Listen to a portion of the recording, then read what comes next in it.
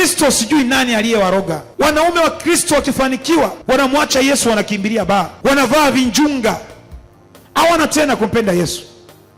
Wanawake wa Kristo wakibarikiwa, hao ndo wameraniwa kabisa, wanaanza kutembea uchi, hawana mpango na yeye.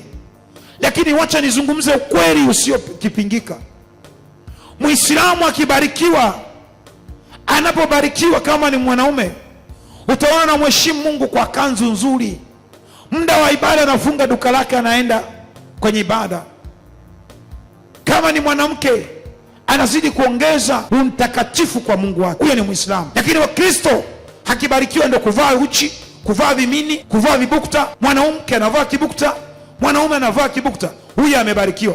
Hizo sio baraka. Baraka za Mungu zinakupa unyenyekevu, baraka za Mungu zinakupa utii. Tujifunze kwa wenzetu, mbona wao wanapenda Mungu wao. Inafika muda wa swala, naenda kwenye swala. Wewe ni Mkristo, nani aliyekuroga? Nani aliyewaroga nyinyi? Mlirogwa na nani nyinyi wa Galatia? Mlirogwa saa ngapi? Wiki nzima hujaenda kwa Mungu. Mungu haumtaki, unataka akubariki. Utaanzia wapi? Baraka za Mungu utakutana nazo wapi? Nani aliyekufunga?